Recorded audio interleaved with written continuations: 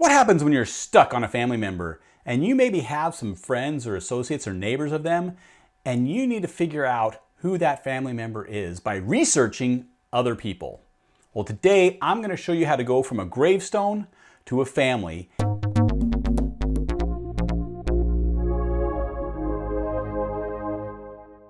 Howdy, I'm Andy Lee and this is Family History Fanatics, and today I'm going to take you from a gravestone to putting together a family.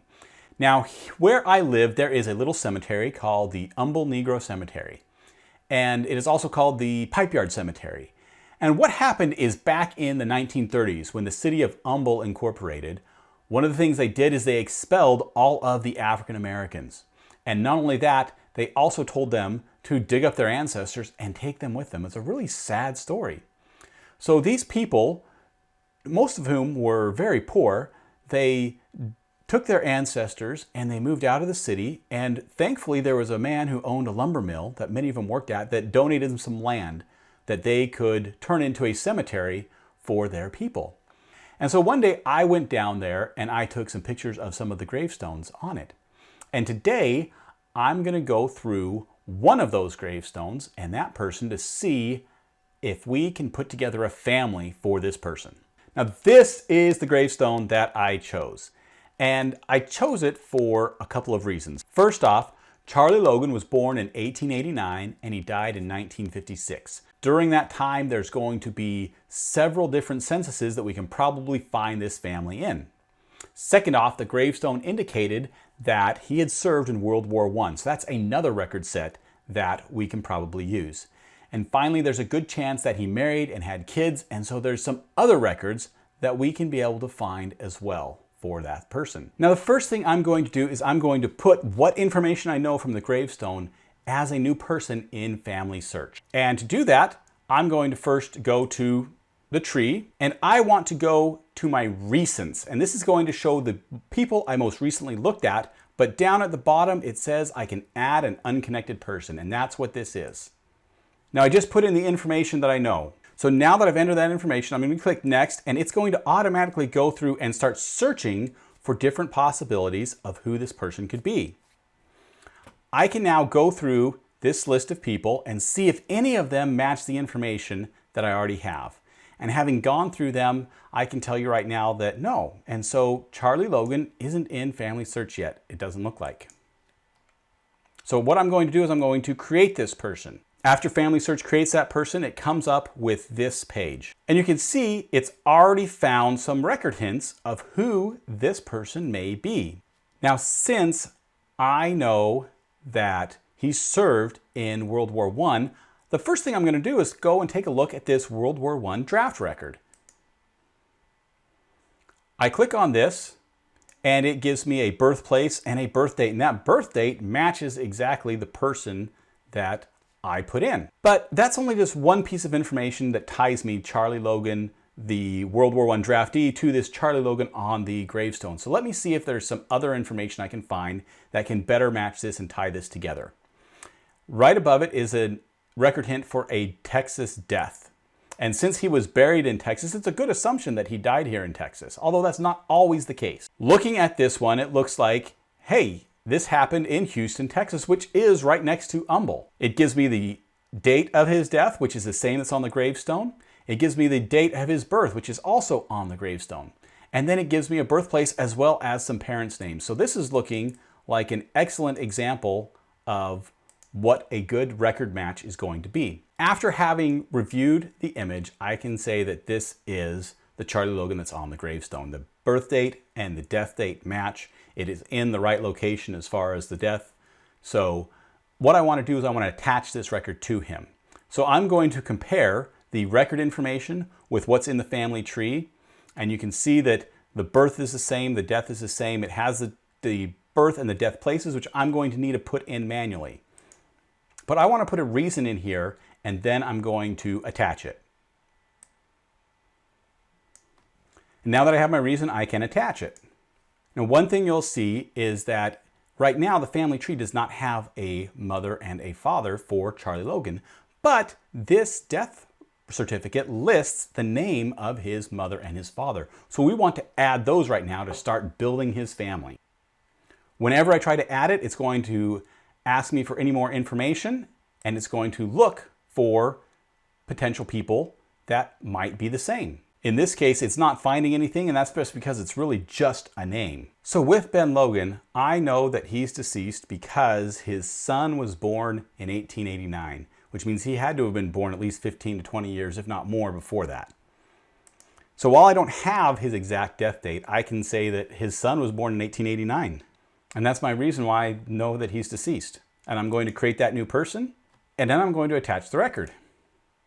And I'll do the same thing for his mom.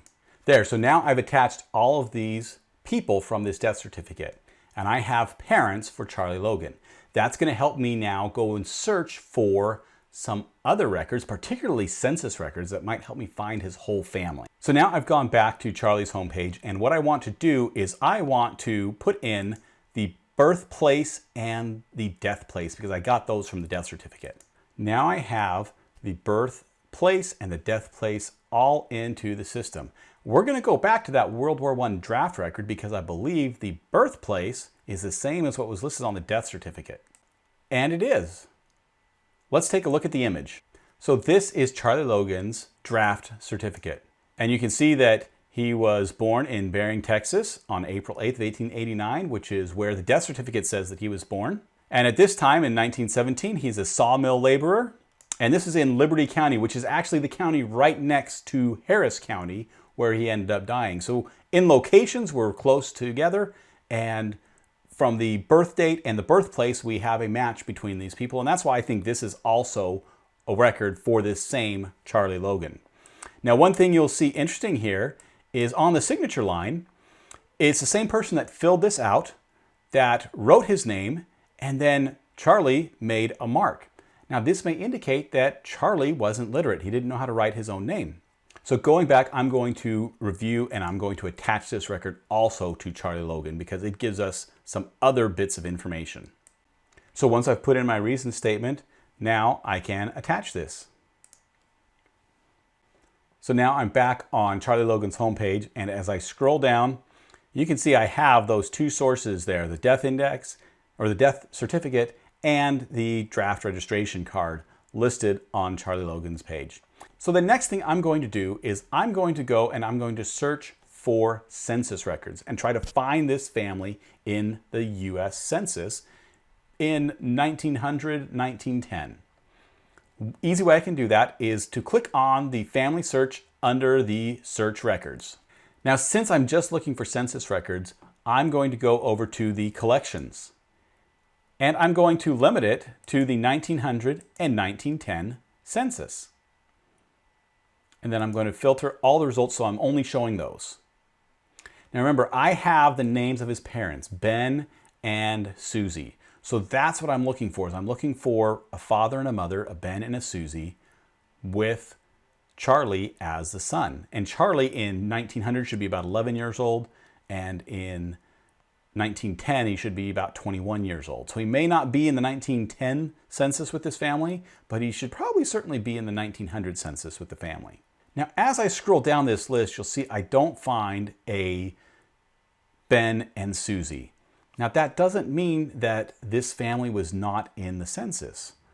All it means is that, hey, based off the information that I have right here, they're not in the census. So let me go and change some of the information and see if I can't get a better readout. And in this case, what I want to do is I want to actually go over to Charlie's dad and look at Charlie's dad. So going to Ben Logan, we don't have much information. We don't have a birth, we don't have a death, we don't have a marriage, we don't really have anything other than that he was the father of Charlie Logan. Now, if we click on FamilySearch, we can go to those records and see if we can't find the census records for Ben Logan. Now, the first thing you're going to notice is that this is looking for records from all across the United States because we haven't put any specific location information in yet. So let's first go to our collections and let's limit ourselves to 1900 and 1910. We want to filter all of the results. And now we also want to go over here and we want to choose on residence. And in this case, we're going to assume that they were living in Texas in 1900 in 1910 because Charlie was born in Texas, he registered for the draft in Texas, and he died in Texas. So now I've got the census records for Ben Logan in Texas, 1900 and 1910. Let's see if we can find a Ben married to a Susie. And hey, here's our first hit. It's a Ben Logan who's married to a Susan Logan. And as we're looking down, there's a lot of kids there, but there's no Charlie in there. Okay, so let's keep looking a little bit more. Hey, here's the next one. In 1900 census, there's a Ben Logan married to a Sue Logan. And again, there's a bunch of kids, but one of those kids looks like his name is Charlie. This is also in Polk County, which is where Charlie was born. Now, I said Charlie would have been about 11 years old. And if we look down here, in the index, it looks like Charlie's 18 years old. But if you notice the order of it, it's going from 19, 17, 15, 18, and then 9. So my guess is that this is probably just a misindex. The nice thing is we can look at the original document. So here is the 1900 census in Polk County in the precinct that they live in. And this is Ben Logan and his wife Sue. And they have their kids, and there's Charlie right there. And he's a son listed there. And you can see it says 18 right here, but underneath that 18, it looks like there is a number 12, which is close to the 11. It even says that he was born in 1882 in May. Now, because of the way that these are ordered, my guess is that this really is not an 1882, but it's probably an 1889 or maybe an 1888. And May is really close to April. So depending on who would actually answer the door and was telling all these dates, it might not have been the person that was most knowledgeable for it. But what we have is we have a census record that is in the county of where this person was born. We have his mother and his father's names that are connected to that family. And there's evidence there that this is the right age for what we were looking for. So I'm going to attach this record to the family. Now I've created a record for each one of these family members with that census attached. And we can go back to that 1910 census, and I bet that most of these family members are also included in that one.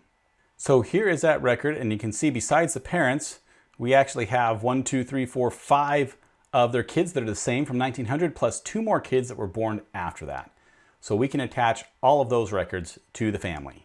So there we have Charlie Logan, who I just started with the gravestone for. And now, if we look down here, we have just in a few minutes found a couple of census records for his family that we can see that he has almost a dozen brothers and sisters.